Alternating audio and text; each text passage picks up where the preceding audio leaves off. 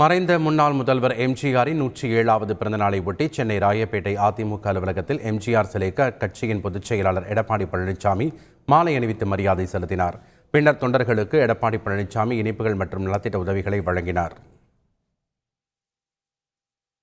எம்ஜிஆரின் 107வது பிறந்தநாளை முன்னிட்டு சென்னை தியாகராய நகரில் உள்ள நினைவு இல்லத்தில் அவரது திருவுருவச் சிலைக்கு முன்னாள் மேயர் சைதை துரைசாமி மலர் தூவி மரியாதை செலுத்தினார்.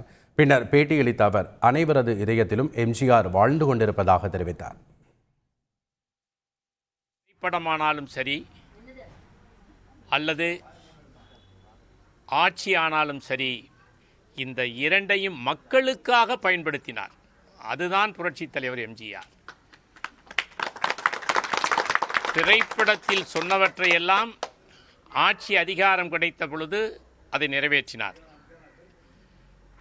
சக மனிதனுக்காக வாழ வேண்டும், வாழ்வியல் பண்புகளை, கோட்பாடுகளை, கொள்கைகளை இந்த மக்களுக்கு திரைப்பட பாடல் வரிகளாக, வசனங்களாக, காட்சி அமைப்புகளாக, இப்படி ஒரு திரைப்படத்தை அறிவாயுதமாக பயன்படுத்திய ஒரு நடிகர் உண்டென்றால் உலகத்திலேயே புரட்சித் தலைவர் எம்ஜிஆர் மட்டுமே. மறைந்த முன்னாள் முதல்வர் எம்ஜிஆரின் பிறந்தநாளை ஒட்டி அவரது உருவச் சிலைக்கு முன்னாள் முதல்வர் ஓ பன்னீர்செல்வம் மரியாதை செலுத்தினார். சென்னை அண்ணா சாலைக்கு தொண்டர்களுடன் சென்ற ஓ பன்னீர்செல்வம் எம்ஜிஆரின் உருவ சிலைக்கு மாலை அணிவித்து மரியாதை செலுத்தினார். பெரியகுளம் பழைய பேருந்து நிலையத்தில் இபிஎஸ் ஆதரவாளர்கள் தயார் செய்து வைத்திருந்த அதிமுக கொடியை ஓபிஎஸ் ஆதரவாளர்கள் ஏற்றினர். இதனால் இரு தரப்பினருக்கும் இடையே வாக்குவாதம் மூண்டதுடன் கடும் தள்ளுமுள்ளி ஏற்பட்டது. இதனையடுத்து காவல்துறையினர் இரு தரப்பினரையும் சமாதானப்படுத்தி மோதலை கட்டுப்படுத்தினர்.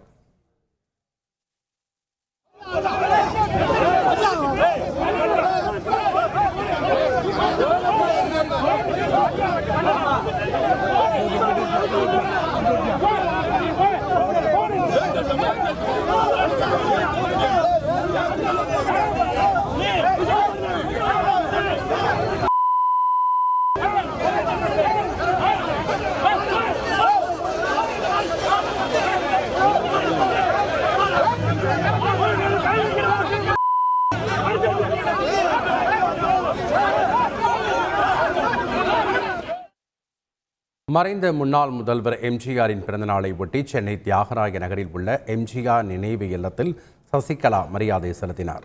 தொடர்ந்து செய்தியாளர்களை சந்தித்த சசிகலா, பிரிந்து நிற்கும் அதிமுகவை ஒன்றிணைந்து காட்டுவேன் என்று தெரிவித்தார்.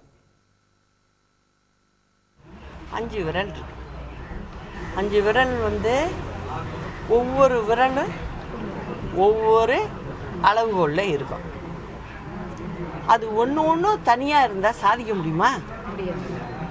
நீங்கள் இந்த 5 விரல் எடுத்து சாப்பாடு எடுத்து சாப்பிட்டாதான் சாப்பிட முடியும்.